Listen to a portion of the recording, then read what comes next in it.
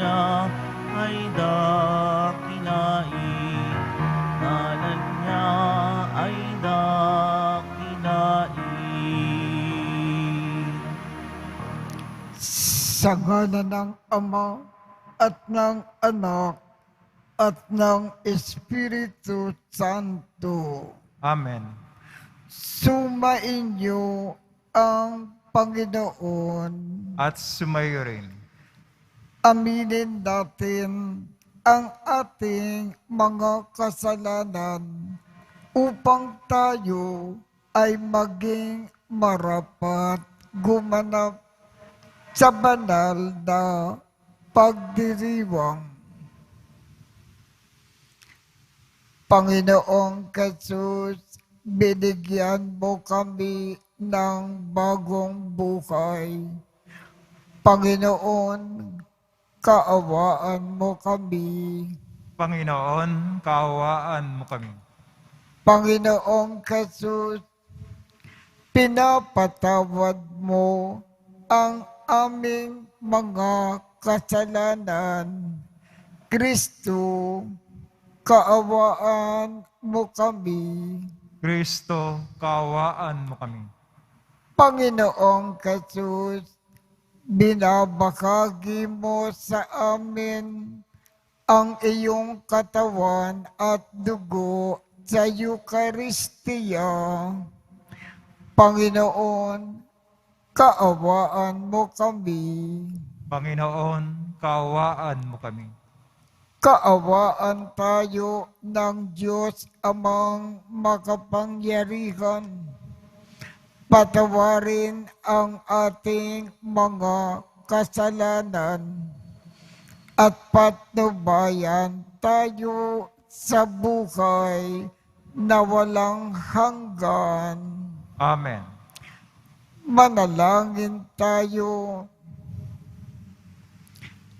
Ama naming makapangyarihan, kaming mga tinubos mo at kinupkup, ay tungkayan mo ngayon sa iyong kagandahang loob upang sa pagsampalataya sa anak mong si Kristo, makamtan ang kalayaan at pamana sa piling mo.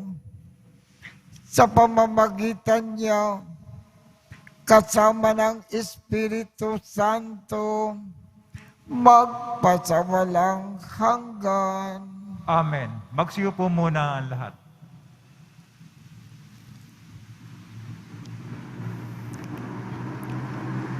Pagbasa mula sa unang sulat ni Apostol San Pablo sa mga taga-Korinto. Mga kapatid, kung minsan ang isa sa inyo'y may reklamo laban sa kanyang kapatid, masasakdal ba siya sa mga hukom na pagano? Sa halip na ipaubaya sa mga hinirang ng Diyos ang pag-aayos ng usapin nila, hindi ba ninyo alam na ang mga hinirang ng Diyos ang hahatol sa sanlibutan? At kung kayo ang hahatol sa sanlibutan, hindi ba ninyo kayang hatulan ang ganyang kaliit na bagay? Di ba ninyo alam na tayo ang hahatol sa mga anghel? Gaano pa ang mga bagay na may kinalaman sa buhay na ito? Kung kayo'y may usapin, idudulog pa ba ninyo ito sa mga taong di kinikilala ng simbahan? Mahiya-hiya naman kayo. Wala na ba sa inyong marunong mag-ayos sa sigalutan ng magkakapatid? Ano't nasasakdal pa kayo sa hukuman? Kapatid laban sa kapatid, at sa harapan pa ng mga taong walang pananampalataya? Ang pagkakaroon ninyo ng usapin laban sa isa't isa ay isa ng kabiguan sa inyong pagkakapatiran. Hindi ba mas mabuting tiisin na lamang ninyo ang pang-aapi at palampasin ng aapi at ng daraya? At sa inyong mga kapatid pa naman, hindi ba ninyo alam na ang mga makasalanan ay walang bahagi sa kaharian ng Diyos? Huwag ninyong dayain ang inyong sarili. Ang mga nakikiapid, sumasamba sa Diyos-Diyosan, nangangalunya, nakikiapid sa kapwa lalaki o kapwa babae, ang mga magnanakaw, masasakim, mapaglasing, mapanlait o mangdaraya. Ang ganyang mga tao'y walang bahagi sa kaharian ng Diyos. Ganyan ang ilan sa inyo noon. Subalit kayo'y nilinis na sa inyong mga kasalanan at itinalaga na kayo sa Diyos. Kayo'y pinawalang sala na sa pangalan ng Panginoong Hesukristo at ng Espiritu ng Diyos. Ang salita ng Diyos. Salamat sa Diyos. Panginooy nagagalak sa hirang niyang mga anak. Panginooy nagagalak sa hirang niyang mga anak. Ang Panginooy purihin, awitan ng bagong awit. Purihin sa pagtitipon ng tapat sa pananalig. Magalak ka, O Israel, dahilan sa manlilikha, dahilan sa iyong hari, ikaw Siyon ay matuwa. Panginooy nagagalak sa hirang niyang mga anak.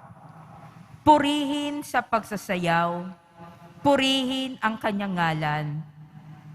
Alpat tambol ay tugtugin, at siya ay papurihan. Panginooy nagagalak sa kanyang mga hirang. Sa nangagpapakumbabay, tagumpay ang ibibigay. Panginooy nagagalak sa hirang niyang mga anak. Sa tagumpay na natamo, magalak ang mga hirang. Sa kanilang pagpipista ay magsaya't mag-awitan. Sa pagpuri sa Panginoon ay bayaang magsigawan. Ang tatanggap ng tagumpay ay ang kanyang mga hirang. Panginooy nagagalak sa hirang niyang mga anak. Magsitayo na po ang lahat.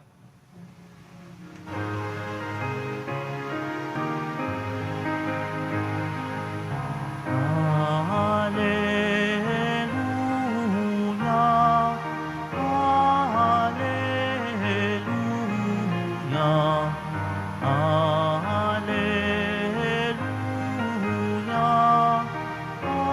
hallelujah, hallelujah. Hinirang tayo ni Kristo upang mamungang totoo bilang mabubuting tao. Hallelujah,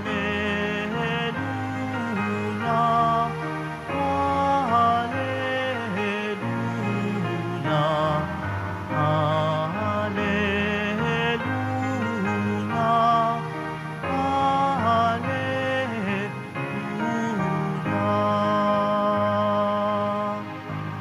Sumainyo ang Panginoon.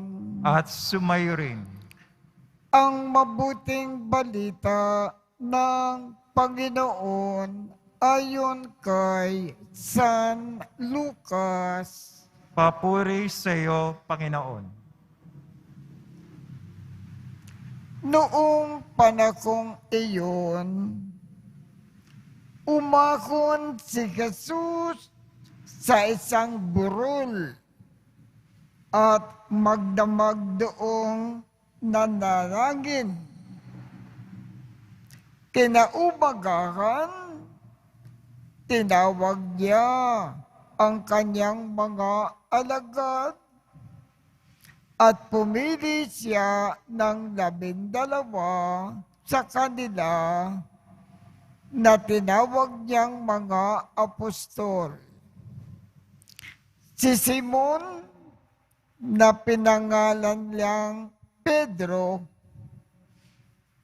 at si Andres na kanyang kapatid, sina Santiago, Juan, Felipe, Bartolome, Mateo, Tomas at Santiago na anak ni Alpeo, si Simon ang makabayan, si Judas na anak ni Santiago at si Judas Iscariote na naging taksil. Bumaba si Jesus kasama sila at tumayo sa isang patag na lugar. Naroon ang marami sa kanyang mga alagad at ang napakaraming tao bukat sa Judea at Jerusalem at sa mga bayan sa baybaying dagat ng Tiro at Sidon. Pumaroon sila upang makinig sa kanya at mapagaling sa kanilang mga karamdaman. Pinagaling din niya ang mga pinakihirapan ng masasamang espiritu at sinikap ng lahat ng tao na makipo siya sapagkat may taglay siyang kapangyarihan makapagpagaling ng lahat. Ang mabuting balita ng Panginoon.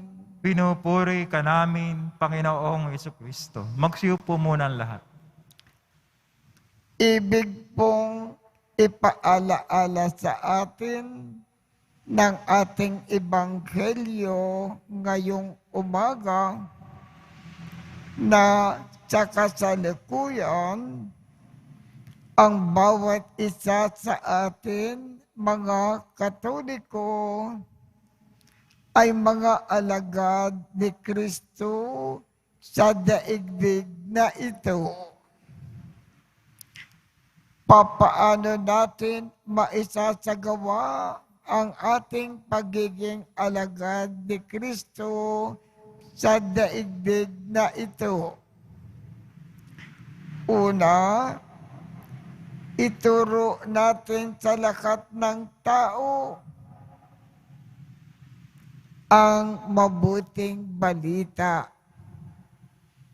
Ikalawa, ituro natin ang mga aral ni Jesus kung papaano mabuhay bilang Kristiyano sa pamamagitan ng ating good example of Christian life. At ikatlo, tulad ng Panginoon, paglingkuran natin ang lahat ng tao. Magmalasakit tayo sa iba. Lagi tayong tumulong sa mga nangangailangan. Sana hindi tayo magkukulang sa ating mga tungkulin bilang mga alagad ni Kristo sa kasalukuyan.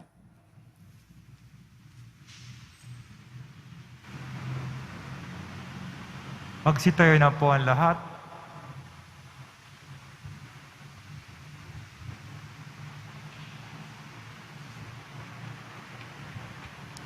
Minamahal kong mga kapatid, tinatawag tayo ng Diyos bilang kanyang kinirang upang sundin ang kanyang kalooban. Manalangin tayo ng may pananalig sa Diyos na nagnanais na ang kanyang bayan ay mamagitan para sa sandaigdigan. Ang ating tugon, Ama, pakinggan mo kami kay Kristo. Ama, pakinggan mo kami kay Kristo. Ang simbahan sa pamamagitan ng Santo Papa at ng mga obispo, naway umakay sa atin sa kaganapan ng buhay Kristiyano, manalangin tayo. Ama, pakinggan mo kami kay Kristo. Ang mga mambabatas, naway gabayan ang ating bayan para sa kasiguruhan ng kinabukasan at kaunlaran ng ating bayan, manalangin tayo. Ama, pakinggan mo kami kay Kristo. Tayo naway magsumikap at maging tapat sa ating bukasyon na itinakda ng Diyos para gampanan natin, manalangin tayo. Ama, pakinggan mo kami kay Kristo. Ang mga matatanda, may sakit at nalulumbay, naway matagpuan ang presensya ng Diyos sa kanilang mga pagsubok at paghihirap, manalangin tayo. Ama, pakinggan mo kami kay Kristo. Ang mga yumao, naway mamahinga sa kapayapaan ng kaharian ng Diyos, manalangin tayo. Ama, pakinggan mo kami kay Kristo. Makapangyarihang Diyos, narito kami na nananalangin upang gawin ang kalooban mo. Tanggapin mo nawa kami sa pamamagitan ng iyong bugtong na anak. Siya na nabubuhay at nagkakari magpakailanman. Amen. Magsiupo muna ang lahat.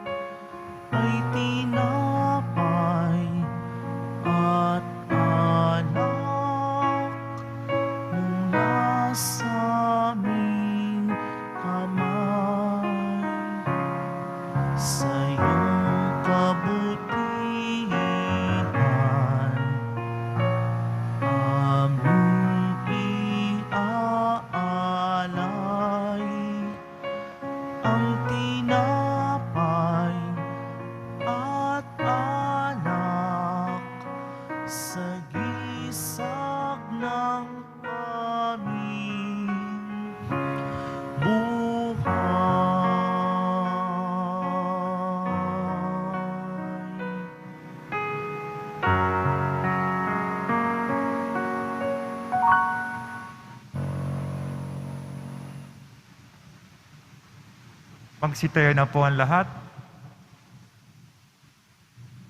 Manalangin kayo upang ang pag-aakin natin ay kalugdan ng Diyos Amang makapangyarihan.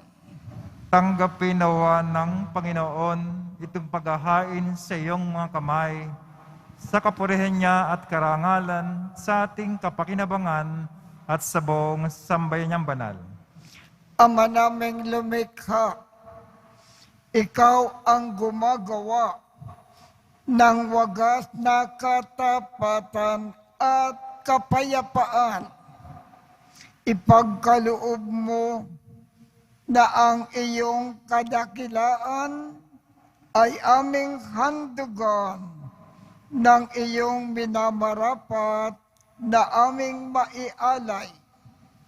At naway magkaisa kami sa pakikidabang sa banal na pag-aakin na ngayon ay ipinagdiriwang sa pamamagitan ni Jesucristo kasama ng Espiritu Santo magpasawalang hanggan. Amen. Sumainyo ang Panginoon. At sumayo rin. Itaas sa Diyos ang inyong puso at diwa. Tinaas na namin sa Panginoon. Pasalamatan natin ang Panginoong ating Diyos. Marapat na siya ay pasalamatan. Ama naming makapangyarihan, tunay ngang marapat na ikaw ay aming pasalamatan. Ikinalugod mong likhain ang sanlibutan na iyong pinagbabago at itinarangal sa pamamagitan ng iyong anak na kinalulugdan. Kaya't utang na loob ng iyong mga itinatangi at ng mga banal na kapiling mong lagi ang iyong paggiliw at pagkakandili. Kaya kaisa ng mga anghel na nagsisiawit ng papuri sa iyo nang walang humpay sa kalangitan, kami ay nagbubunyi sa iyong kadakilaan. Santo, Santo, Santo, Panginoon Diyos na mga hukbo, napupuno ang langit at lupa ng kadakilaan mo, Hosana sa kaitaasan. Pinagpala na paririto sa ngalan ng Panginoon, Hosana sa kaitaasan. Magsilod po ang lahat. Ama naming banal, ikaw ang bukal ng tanang kabanalan. Kaya sa pamamagitan ng iyong Espiritu, gawin mong banal ang mga kaloob na ito upang para sa amin ay maging katawan at dugo ng aming Panginoong Jesucristo. Bago niya pinagtiisang kusang loob na maging handog, hinawakan niya ang tinapay, pinasalamatan kanya, pinaghati-hati niya iyon, iniabot sa kanyang mga alagad at sinabi, tanggapin ninyong lahat ito at kanin. Ito ang aking katawan na ikahandog para sa inyo.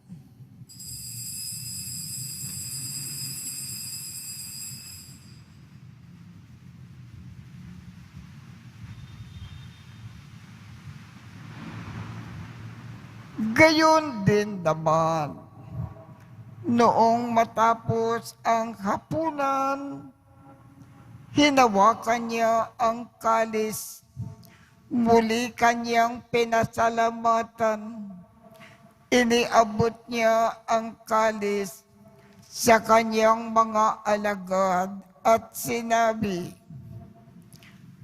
tanggapin ninyong lahat ito at inumin. Ito ang kalis ng aking dugo ng bago at walang hanggang tipan. Ang aking dugo na ibubuhos para sa inyo at para sa lahat sa ikapagpapatawad ng mga kasalanan. Gawin ninyo ito sa pag-alaala sa akin.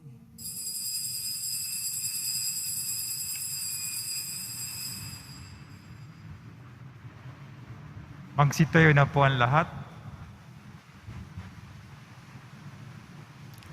Ipagbunyi natin ang misteryo ng pananampalataya. Kristo'y namatay, si Kristo'y nabuhay, si Kristo'y babalik sa wakas ng panahon. Ama, ginagawa namin ngayon ang pag-aalala sa pagkamatay at muling pagkabuhay ng iyong anak. Kaya't iniaalay namin sa iyo ang tinapay na nagbibigay buhay at ang kalis na nagkakaloob ng kaligtasan. Kami ay nagpapasalamat dahil kami ay iyong minarapat na tumayo sa harap mo para maglingkod sa iyo. Isinasamo namin kaming magsasalo-salo sa katawan at dugo ni Kristo ay mabuklod sa pagkakaisa sa pamamagitan ng Espiritu Santo. Ama, lingapin mo ang iyong simbakang laganap sa buong daigdig.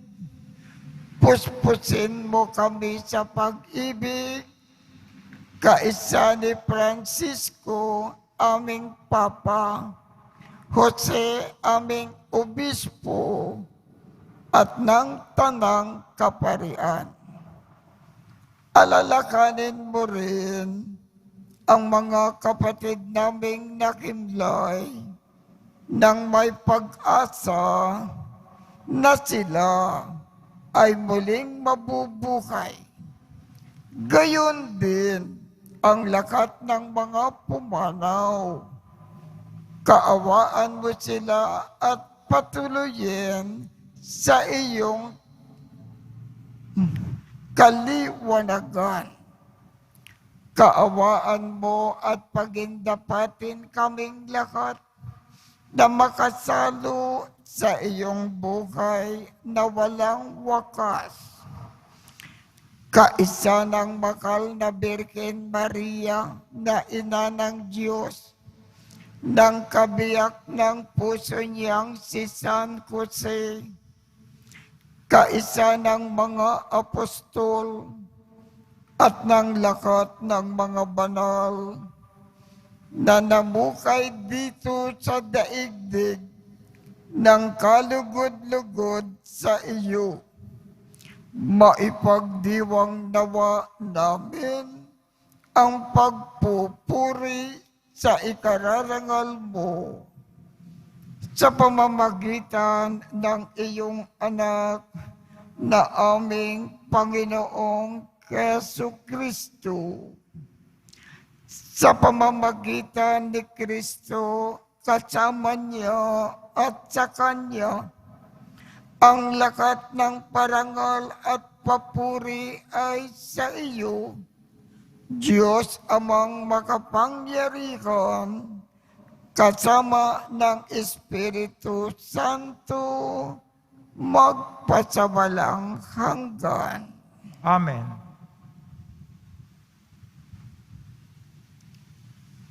Tatagubilin ng mga nakagagaling na utos at turo ni Jesus na Panginoon natin at Diyos, ipagayag natin ng lakas loob. Ama namin, sumasalangit ka, sambahin ang ngalan mo, mapasa amin ang kakarian mo, sundin ang loob mo dito sa lupa para nang sa langit. Bigyan mo kami ngayon ng aming kakanin sa araw-araw.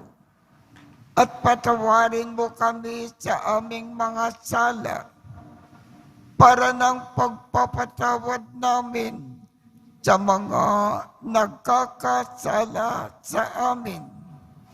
At huwag mo kaming ipakintulot sa tukso at iadya mo kami sa lakat ng masama. Hinihiling namin, Ama, iadya mo kami sa lakat ng masama.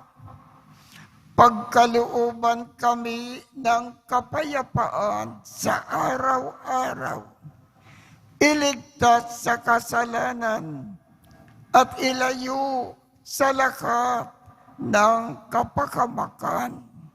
Samantalang aming pinananabikan ang dakilang araw ng pagpapakayag ng tagapagligtas naming si Jesucristo.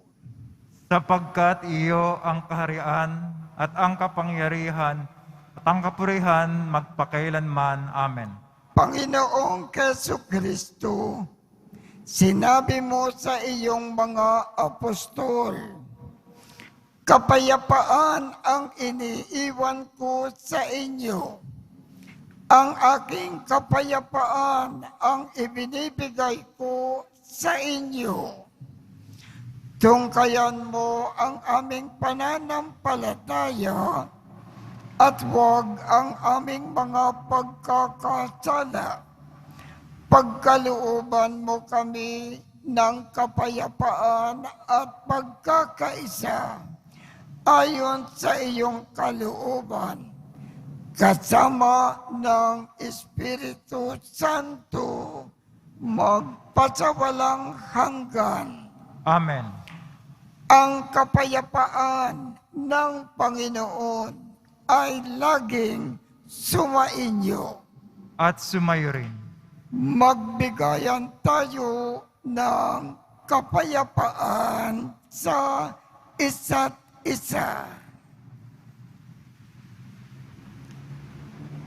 Kordero ng Diyos na nag-aalis ng mga kasalanan ng sanlibutan, maawa ka sa amin.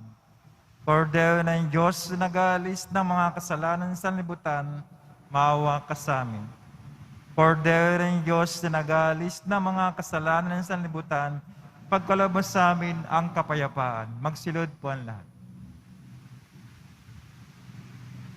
Ito ang kordero ng Diyos.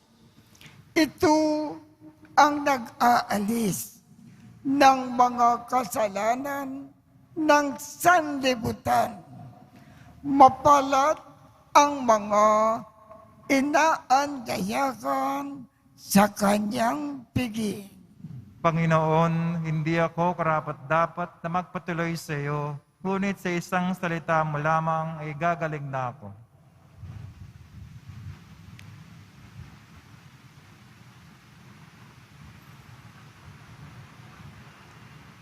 Katawan ni Kristo.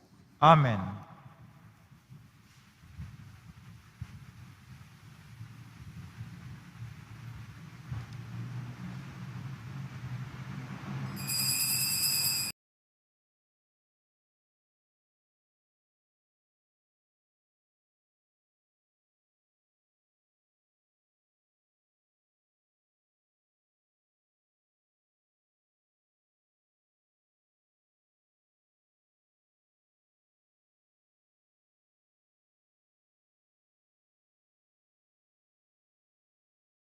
Langin tayo,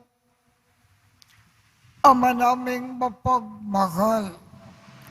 Kaming pinapagsalo mo sa iyong salita at piging na banal ay iyong pinalalakas at iyong binubuhay. pagindapatin mo na kami ay makapakinabang sa buhay ng iyong anak na para sa amin ay sarili niya ang alay. Bilang aming tagapamagitan, kasama ng Espiritu Santo, magpasawalang hanggan. Amen. Sumainyo ang Panginoon At sumayo rin. at pagpalain kayong lahat ng makapangyarihang Diyos, Ama, Anak, at Espiritu Santo. Amen. Tapos na po ang misa. Humayo tayong mapayapa. Salamat sa Diyos.